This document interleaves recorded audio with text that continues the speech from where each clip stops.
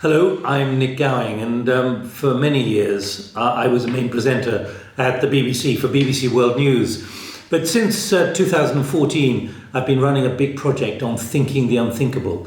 And I did that when I left the BBC, simply because I could feel in 2014 that things were, particularly in Ukraine, with what President Putin was doing for Russia and what he was doing, seizing parts of eastern Ukraine, then seizing Crimea as well. These were going against the spirit of everything, the stability we've taken for granted since the end of World War II. And it felt to me, with my many years' experience in Eastern Europe, particularly having been in all the revolutions apart from Romania since 1980, it felt to me that things were going backwards. It was a risky decision to take. It was a risky position to take as well, simply because I couldn't believe that most people would realize just how retro things were becoming. That's where I started in 2014. I didn't have the jacket of working for the BBC anymore, but I was able to become quite radical in the sense of questioning the orthodoxy and the stability that everyone takes for granted. And by and large, one key message for you at the beginning of what I'm talking about for the next few minutes is that the stability we've taken for granted and the stability which we've generated since 1945 right across Europe and around the world is now unraveling. It's a tough thing to say. That's where we started our work back in 2014. And because of what's happening with Trump, with what's happening with Brexit, which was the unraveling of Britain's or the United Kingdom's relationship with Europe, because of what's happened with the pandemic and of course what's happening with the climate emergency now, you can feel that much of the stability we take for granted is no longer as guaranteed. But it's been a tough journey, and I say that not in order to be patted on the back, but many people were very dismissive of the work that we were doing, saying, no. We've got stability, we've generated stability, we've built stability, and therefore it'll be maintained. But that's not the reality. And I pay credit now to a former, he's now an ambassador, but a very senior figure in the German Foreign Ministry back in 2016, who invited me to go to Berlin to talk to many people in the German Foreign Ministry. And he had a great phrase. He said, what we're facing now is the end to tranquility. The end to tranquility back in 2016. That is 7 years ago now. I'm talking to you at the end of March in 2023. And that was something which was unpopular. The German political elite and certainly the German civil service didn't really want to understand, particularly relating to Germany's relationship to Russia, that actually much of what they'd taken for granted, building good relations, was under real threat. So that became thinking the unthinkable. And that's where thinking the unthinkable was moving in 2016. Why thinking the unthinkable? Because actually thinking the unthinkable was the advice that President Kennedy was given in 1962 during the build-up of the Cuban Missile Crisis, when the Soviets, as they then were deploying missiles on Cuba, which is, after all, only about 120 kilometers from the southern tip of Florida. It was on the United States doorstep, and Kennedy was the president. And no one could quite believe what had been picked up by American intelligence, that the Soviets, Moscow, had given instructions to at least 3 submarines to use their nuclear-tipped torpedoes to attack America, to attack American ships. And the phrase used by Herman Kahn, a think tank leader at that time, was, Mr. President, you've really got to think the unthinkable. And so that phrase has become embedded in thinking about how conflict is managed and how conflict is understood. Now, we didn't pirate it, we simply said that actually is where we are now. But it's more than thinking the unthinkable. It's actually about thinking the unpalatable, because the evidence is there. But most people don't really want to believe it because they are conditioned by the fact that they've been brought up in a certain way. And that leads me to a second takeaway for you from this. It's the cost, the price of conformity. The conformity which qualifies you for your job in many ways now disqualifies you from understanding the enormity of change. And I would point fingers at both corporates and even governments who need to be saying to civil servants and also their executives of the future, we want you to think in a different way. Don't be hidebound by the way you've been thinking up to now, which got you your job. We want you to think in different ways, to experiment safely, not to fail safely, but to experiment safely and speak up. So that for you, at your stage in your generational advance, is something that you have to think about, not necessarily complying to make sure you pass your exams, but also thinking about things in a different way. And there's one leading thinker who I think has a great phrase for this. This is Jeff Mulgan, Sir Jeff Mulgan now, in the United Kingdom. He was head of the think tank in Tony Blair's number 10 Downing Street. He went on to become chief executive of the National Endowment for Science and Technology. He's now at University College London. But he has a great phrase. He said, what the problem is with all these challenges which are being faced is that the way you respond to them is conditioned by the fact that you are overwhelmed by zombie orthodoxies. Remember that, zombie orthodoxies. In other words, you've got to think differently. Otherwise, you're not going to be prepared for the level of uncertainty and unthinkables which are happening.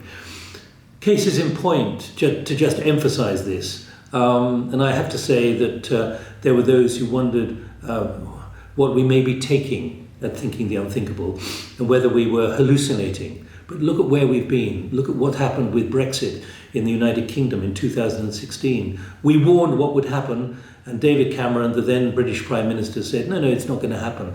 He, in his autobiography a couple of years later, said, I'm sorry. I'm quoting him here. I'm sorry. I failed. He failed to understand because he didn't believe that actually Brexit could be voted through, that many people would vote against the relationship between the United Kingdom and the European Union. That was one example, and we had that on the front cover of the Royal United Services Institute, known as Chatham House. And most people thought we were nuts to say it, but look what happened on the 23rd of June. It did happen. We were warning about Trump being nominated and then elected, and most people thought we were nuts because actually, even despite the polling evidence, there wasn't that kind of level of passion and support for someone like Trump. And look what happened then. And look what's happened as well with the pandemic. Even many governments did not want to believe the seriousness of what was likely to happen based on the chemical and pharmaceutical evidence. And look what has happened. Large numbers of people killed, many people who've died, but also economies screwed up over a couple of years, and we're still struggling to restabilize our economies because of it. And I'm speaking, as I say, at the end of March 2023. Look where we've been in the last year, and certainly the last few days as well. A year ago, February the 24th, was when Russia invaded Ukraine.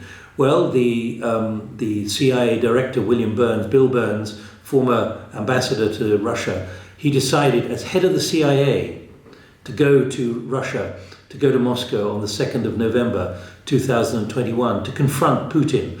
Putin, because of the pandemic, didn't want to meet him in person. So he went to one of his dachas and they talked to each other on a secure line.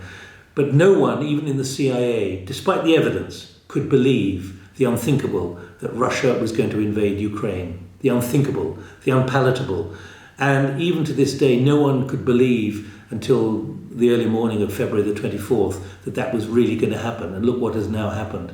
And I can tell you that the director of the GCHQ, which is the government communications headquarters in Cheltenham, Sir Jeremy Fleming, they could see the evidence as well. So could the British intelligence agencies, Chief of Defence Intelligence, General Jim Hockenhull. They all could see that this was building to an invasion by Russia of Ukraine, but no one could believe it until it happened at around 4 o'clock in the morning on the 24th of February.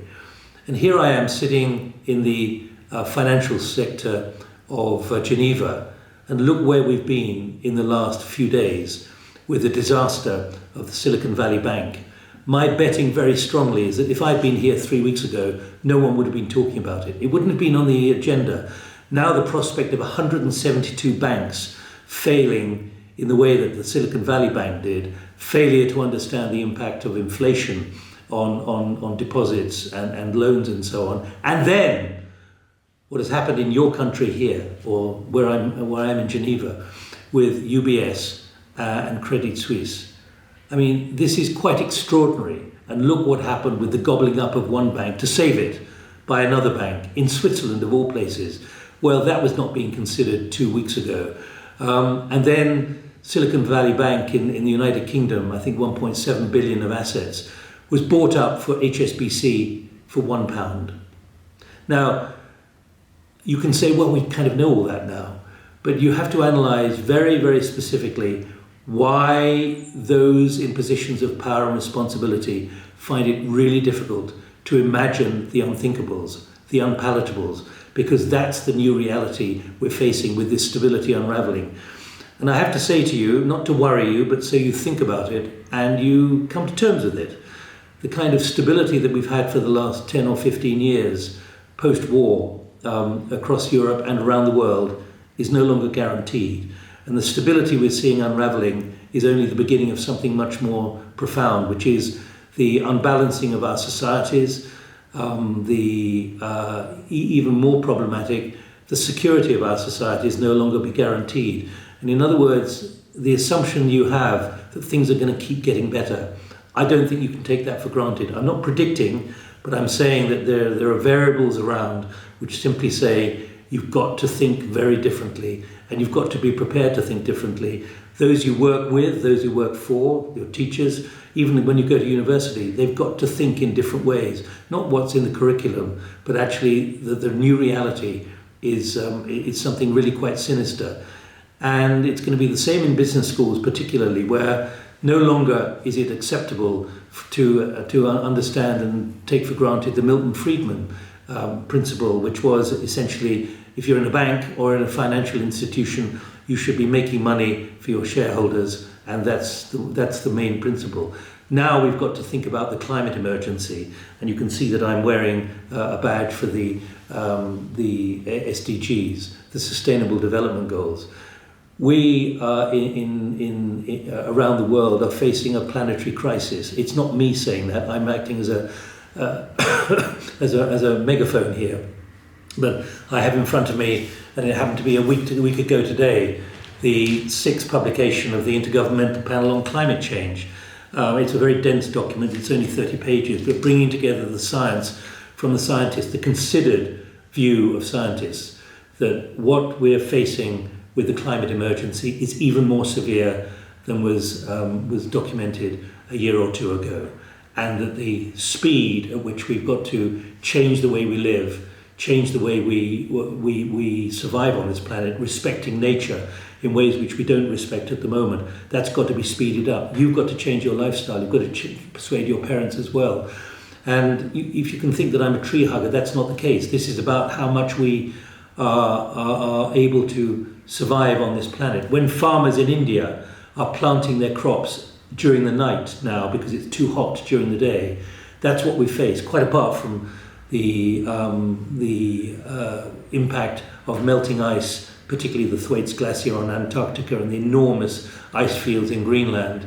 And I've just been up on the Mer de Glace, and many of you will know it well. I hadn't been up there for 5 years, but there is a plaque reminding me where I was in 2018. It's 50 meters up and 300 meters back from where the snout of the glacier is. That's the speed at which things are happening.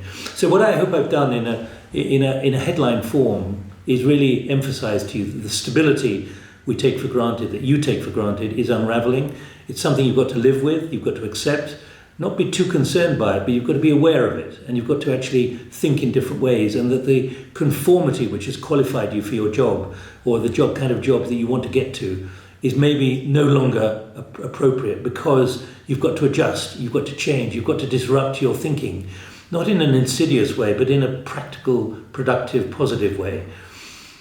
Thinking the unthinkable, think the unpalatable, and I hope that one day, if one of you or we were to meet again in a year or two's time, will say you were far too overdramatic when you spoke to us on this video, and then play back to me what I said today on the 27th of March 2023, and I'll say, yeah, okay, I was wrong, but I don't think that that's the direction of travel we're all facing at the moment. So I have to wish you good luck, but also think differently and think the unthinkable.